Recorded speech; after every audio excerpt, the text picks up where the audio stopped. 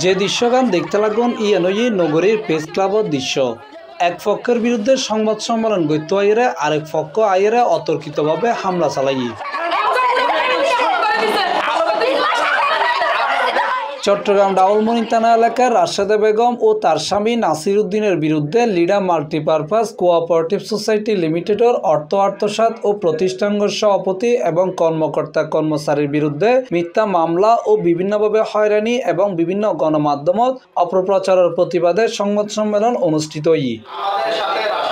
ফেব্রুয়ারির 12 তারিখ বুধবার সকালে চট্টগ্রাম প্রেস ক্লাবর একান হল রুমত সংবাদ সম্মেলন লিখিত বক্তব্য পাঠ গজিয়ে ভুক্তভোগী সাইফুল ইসলাম। এ সময় তিনি জানাইয়ে Rasheda Begum Lida multipurpose cooperative society লিমিটেডের কর্মচারী হইয়েরও তার স্বামী নাসির উদ্দিনের মাধ্যমে বিভিন্নভাবে অর্থ আত্মসাৎ গজি।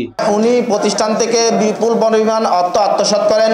প্রতিষ্ঠানের সাথে ঝগড়া হোক, মামলা হবে, কিন্তু আমাদেরকে উনি চাঁদাবাজি মামলায় আটকানো হয়। প্রথমে 18,77,000 সামথিং একটা ব্যালেন্স আছে। এর পরবর্তী অডিটে আমরা আরও জানতে পারি প্রায় 69,720 টাকার একটা পরিমাণ দাঁড়ায়, যেটা পরবর্তী অডিটের পরে জানা যায়। আমরা একসাথে কাজ করছিলাম, একসাথে বসে চা খেয়েছি বা বিভিন্ন রকম গুরুত্বপূর্ণ সময় একসাথে ব্যয় করেছি। কখনো আমাদের সাথে কখনো ওর সাথে দ্বন্দ্ব ছিল না।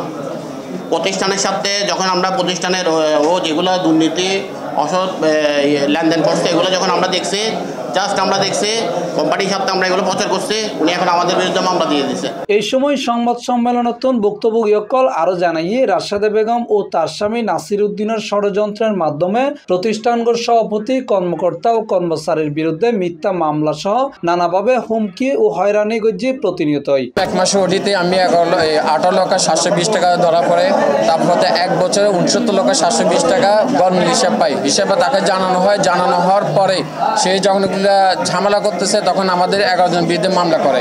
ওনাদের হয়রানির জন্য আমাদের মালিক আজকে আমরা মালিককে কাছে পাচ্ছি না। আমাদের সবারই বুক আত্মরাত ছিঁড়ে যাচ্ছে, আমরা কাছে পাচ্ছি না। আজকে গত 3 মাস যাবৎ একের পর এক মামলা, এক মামলা। রাশেদা বেগম বিভিন্নভাবে অপপ্রচার চালাচ্ছে প্রতিষ্ঠানের বিরুদ্ধে এবং সাথে আমাদের কর্মকর্তাদের বিরুদ্ধে, আমাদের সহযোগীদের বিরুদ্ধে একসাথে বিভিন্ন মিথ্যা মামলাও সে দায়ের করছেন। এই জিনিসটা সে কেন করছেন তার সুষ্ঠু বিচার চাচ্ছি মূলত।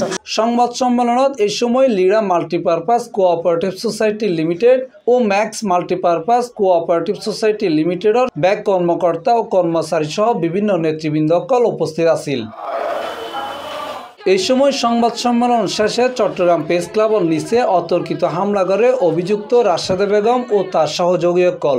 পরে পুলিশ আইরে পরিস্থিতি নিয়ন্ত্রণ গজি।